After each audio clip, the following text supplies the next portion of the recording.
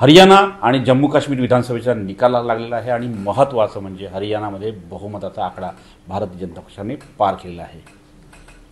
खूप चर्चा होत्या की काँग्रेसची सत्ता येईल, पण शेवटी भाजपने आपला गड राखला आहे। तिसऱ्यांदा भारतीय जनता पक्षाचं सरकार येणार आहे आणि हा ऐतिहासिक अशा प्रकारची घडामोड आहे।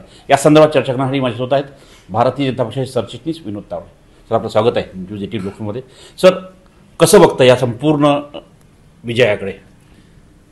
नाही, विशेषतः हरियाणातला जो विजय आहे ना, तो 2019 पेक्षा अधिकचा आहे। 19ला तर आमच्या 40 जागा होत्या आणि या निकालाने एक गोष्ट तर सिद्ध झाली की संविधान बदलणार, आरक्षण घालवणार हे जे खोटं नरेटिव्ह राहुल गांधी किंवा विरोधी पक्ष पसरवत आहेत ते लोकसभेत चाललं, आता परत विधानसभेला ते चालत नाही। हे आता हरियाणात सिद्ध झालं, हेच महाराष्ट्र आणि हेच झारखंडमध्ये होणार। दुसरी गोष्ट मला असं वाटतं की मोदीजींचं जे नेतृत्व आहे त्याचा तर प्रभाव आहेच। त्यानंतर नंबर 2, ज्या नायब सैनी सरकारने शेवटच्या 8 महिन्यामध्ये ज्या अनेक योजना जनतेसाठी आणल्या त्याचा एक खूप प्रभाव होता।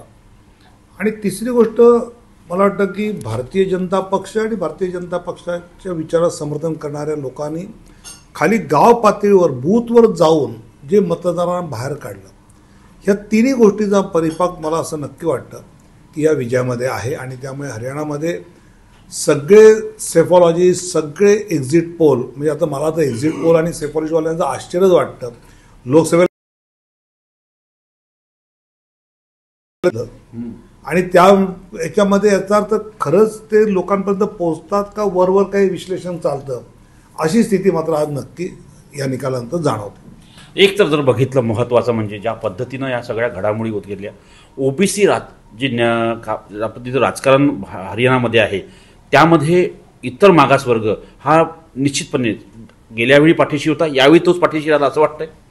मला वाटतं की मागासवर्गीय पूर्ण पाठीशी होता, त्याचबरोबर जो दलित वर्गसुद्धा यावेळी हे जे नरेटिव्ह खोटं पसरवत आहेत त्यामुळे जो लांब गेला तो ह्याच्यामध्ये आला।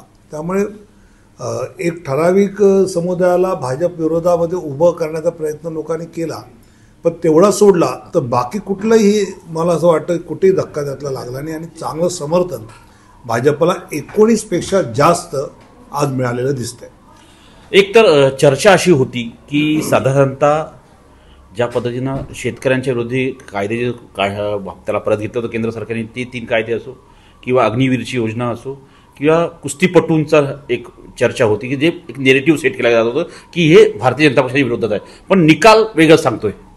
याचा अर्थ ठराविक अर्बन नक्षल्स जो एक वेगळा प्रचार करतायत त्या प्रचारातून हे चित्र मीडियातून उभं राहिलं होतं, पण ते वास्तव नव्हतं हे आजच्या निकालातून दिसतंय। म्हणजे शेतकरी संघटनेचे जे नेते उभे होते त्यांना किती मतं पडली आहेत बघा, म्हणजे त्यांनी कसाबसा 4 आकडा गाठलाय, इतकी कमी मतं त्यांना आहेत। काय वाटतं विजयाचं श्रेय कोणाकडे जाईल? मला वाटतं कुठं एका गोष्टीचं नसतं, मोदीजींचं नेतृत्व, तिथल्या सरकारने गेल्या 7-8 महिन्यात केलेली नवीन योजना आणि कार्यकर्त्यांनी ग्राउंड लेवलला जे मतदाराला कन्व्हिन्स केलं आणि मतदाराला बाहेर पाडलं, मला वाटतं या सगळ्याचं आपण नक्की हे म्हणू शकतो या तिन्हीचा परिपाक म्हणून हा विजय हरियाणातला दिसतो। आणि जम्मू काश्मीरमध्ये आम्ही जो 28-30 आकडा गाठू असं म्हणत होतो तिथपर्यंत आम्ही पोहोचलो आहोत। म्हणजे जम्मू काश्मीरसारख्या इतक्या मोठ्या मुस्लिम बहुल राज्यामध्ये भाजपला हे यश मिळणं हे अतिशय अभिमानास्पद आहे असं आम्ही मानतो। 19 जागा आल्या हे विशेष आहे। जर काश्मीर घाटीमध्ये त्या तिसऱ्या पक्षाला जर जास्त जागा मिळाल्या असत्या तर एखादं चित्र वेगळंसं आपल्याला पाहायला मिळालं असतं। महाराष्ट्रात हेच याच प्रकारचं चित्र पाहायला मिळेल, कारण की आपण झारखंडी म्हणता, पण महाराष्ट्रामध्ये ज्या पद्धतीनं आता चर्चा आहे की महाविकास आघाडी सरकार येईल, महाविकास आघाडी सरकार येईल, असंच म्हणत होते हरियाणामध्ये काँग्रेसचं सरकार येईल, आता हेच चित्र पुन्हा एकदा महाराष्ट्रात पाहायला मिळेल। मला वाटतं की हरियाणाने आता रस्ता दाखवला आहे की तुम्ही किती नरेटिव्ह करा ते नसतं, लोकांच्या मनात जे आहे लाडकी बहीणच्या माध्यमातून ज्या पद्धतीने खाली जनमानसात विषय पोचला आहे, म्हणजे जवळजवळ 2,80,00,000 महिलांना महिन्याला 1,500 रुपये 3 वेळा आले आहेत आणि पुढे येत राहणार आहे। आणि माननीय पवारसाहेब म्हणतात की जर ही योजना लागू केली तर बाकी योजनांचे पैसे बंद पडत आहेत, म्हणजे हे जर आले तर हे लाडकी बहीण योजना बंद करणार, हेच एका अर्थाने पवारसाहेब बोलले आहेत. तर असं बंद करणाऱ्या योजनेला कुठली महिला मत देईल? त्यामुळे एकनाथ शिंदे असतील, देवेंद्र फडणवीस असतील, अजितदादा असतील, हे महायुतीचं सरकार लोकांपर्यंत पोहोचलं आहे आणि त्याचं चित्र आपल्याला येत्या काळात दिसेल. धन्यवाद. हे होते विनोद तावडे आणि याचे स्पष्ट सांगितलं, जे चित्र हरियाणामध्ये भारतीय जनता पक्षाच्या दिशेनं झालेलं आहे त्याच धर्तीवरचं चित्र आगामी महाराष्ट्राच्या विधानसभेत आपल्याला पाहायला मिळेल. भारतीय जनता पक्षावरती निश्चितपणे सर्व जनता विश्वास दाखवेल. नवी दिल्लीहून व्हिडिओ जर्नलिस्ट योगीसह प्रशांत रामदास, न्यूज 18 लोकमत.